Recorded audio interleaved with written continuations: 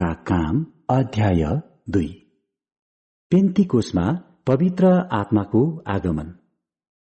जब पेन्तिकोसको दिन आयो, तिनीहरू सबै एकै ठाउँमा भेला भएका थिए। अनि स्वर्गबाट अचानक ठूलो बतासको झोक्का जस्तै एउटा आवाज आयो र तिनीहरू बसेको पूरा घरै भरिदियो। आगोका जिब्राहरू जस्ता तिनीहरू कहाँ देखा परे र भाग भाग भएर तिनीहरू हरेक माथि बसे। अनि तिनीहरू सबैजना पवित्र आत्माले भरिए र पवित्र आत्माले तिनीहरूलाई दिनुभएको उच्चारण बमोजिम तिनीहरू अन्य भाषाहरूमा बोल्न लागे। स्वर्गमुनि भएको हरेक देशबाट ईश्वर भक्त यहुदीहरू त्यस बेला यरुशलेममा बसेका थिए। तब यो आवाज सुनेर भीड जम्मा भयो। तिनीहरू आश्चर्यचकित भए, किनकि हरेकले आफ्ना भाषामा तिनीहरू बोलिरहेका सुन्यो। तिनीहरू सबै आश्चर्यचकित भए र अचम्म मानेर भन्न लागे, के यी बोल्नेहरू सबै गालिलीहरू होइनन् र? त कसरी तिनीहरू हरेकले हाम्रा आफ्ना मातृभाषामा बोलेको हामी सुन्छौं? हामीहरू यहाँ पार्थीहरू, मादीहरू र एलामीहरू र मेसोपोटामियाका, यहुदियाका, कापाडोकियाका, पोन्टस र एसियाका बासिन्दाहरू छौं। अनि फ्रिगिया, पाम्फिलिया, मिश्र र कुरेनीमा पर्ने लिबियाका कतिपय क्षेत्रहरू र रोमबाट आएका यहुदी र यहुदी मत मान्नेहरू दुवै छौं। क्रेटका बासिन्दाहरू र अरबीहरू पनि छौं। अनि हामी आफ्ना भाषामा परमेश्वरका महान कार्यहरूको चर्चा तिनीहरूले गरिरहेका सुन्दैछौं। तिनीहरू सबै आश्चर्यचकित भए र अन्योलमा परेर एउटाले अर्कोलाई यसो भन्न लागे, यसको अर्थ के हो? तर अरूहरूले हाँसो गरेर भने, तिनीहरू नयाँ मध्यले मातेका छन्। भीडलाई पत्रुसको उपदेश। तर पत्रुसले 11 जनासँग खडा भएर उच्च स्वरमा तिनीहरूलाई भने, यहुदियाका मानिस हो र यरुशलेमका जम्मै बासिन्दाहरू, तपाईहरूलाई यो कुरा थाहा होस् र मेरा कुरा सुन्नुहोस्। किनभने तपाईहरूले ठान्नु भए झै यिनीहरू मातेका छैनन्, किनकि अहिले बिहानको 9 मात्र बजेको छ। तर योएल अगमवक्ताद्वारा भनिएको कुरा यही हो। आखिरी दिनहरूमा यस्तो हुनेछ भनी परमेश्वर भन्नुहुन्छ, म सबै मानिसहरूमाथि मेरा आत्मा खन्याइदिनेछु र तिमीहरूका छोराहरू र तिमीहरूका छोरीहरूले अगमबाणी बोल्नेछन् र तिमीहरूका युवकहरूले दर्शन देख्नेछन् र तिमीहरूका बुढापाकाहरू स्वप्नदर्शी हुनेछन्। हो, म आफ्ना दास दासीहरूमाथि ती दिनमा मेरा आत्मा खन्याइदिनेछु र तिनीहरूले अगमबाणी बोल्नेछन्। माथि आकाशमा म अचम्मका काम र तल पृथ्वीमा चिन्हहरू देखाउनेछु, अर्थात् रगत, आगो र धुवाँको मुस्लो। परमप्रभुको महान र गौरवमय दिन आउन अगाडि सूर्य अन्धकारमा र चन्द्र रक्तमा परिवर्तन हुनेछन्। अनि जसले परमप्रभुको नाउँ लिनेछ त्यसले उद्धार पाउनेछ। इस्राएलका मानिस हो, यी कुरा सुन्नुहोस्।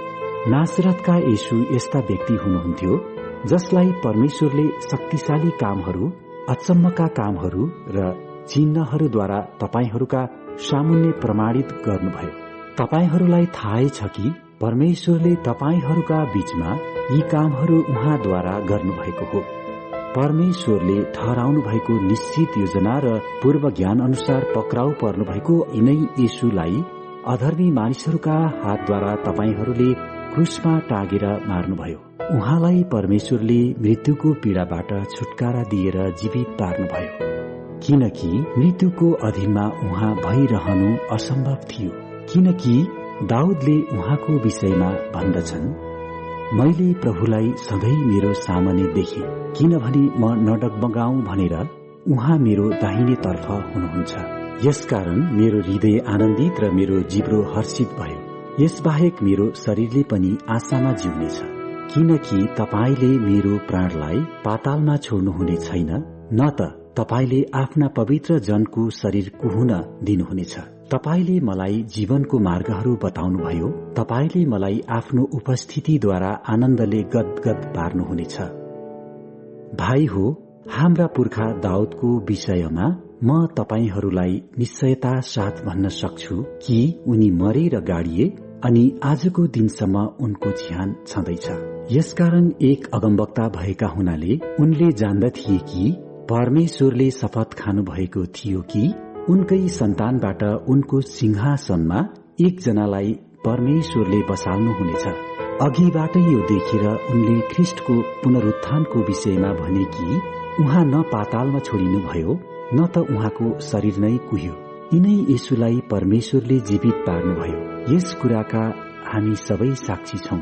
यसै कारण परमेश्वरको दाहिने बाहुलीपट्टि उहाँ उच्च पारिनुभयो र पिताबाट पवित्र आत्माको प्रतिज्ञा पाउनुभयो र उहाँले यो खन्याइदिनु भएको हो जे तपाईहरू देख्नु र सुन्नुहुन्छ। किनकि दाउद त स्वर्गमा चढेनन्, तर उनी आफैले भन्दछन्, परमप्रभुले मेरा प्रभुलाई भन्नुभयो, तिमी मेरो दाहिने हातपट्टि बस जबसम्म म तिम्रा शत्रुहरूलाई तिम्रा खुट्टाको पावदान तुल्याउँदिन। त्यसै कारण इस्राएलको सारा परिवारले यो पक्का गरी जानोस् कि येशू जसलाई तपाईहरूले क्रुसमा टाँग्नुभयो, परमेश्वरले उहाँलाई प्रभु र ख्रिस्ट बनाउनुभयो। यो कुरा सुनेर तिनीहरूको हृदय छिया भयो।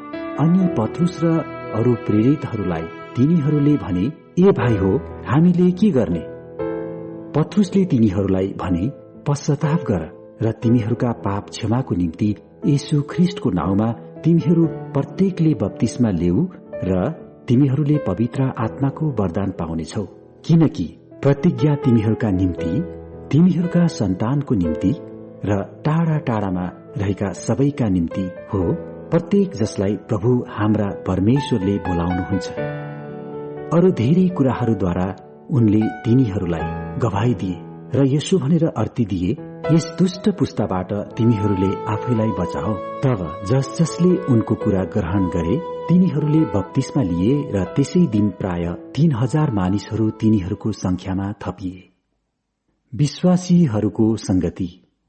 तिनीहरू प्रेरितहरूका शिक्षा, संगति र रोटी भाँच्न र प्रार्थनामा भक्तिसाथ लागिरहन्थे। हरेकको हृदयमा भय उत्पन्न भयो र प्रेरितहरूद्वारा धेरै अचम्मका काम र चिन्हहरू भए। विश्वास गर्नेहरू जति सबै एकसाथ बस्थे र तिनीहरूका सबै थोक साझा थिए।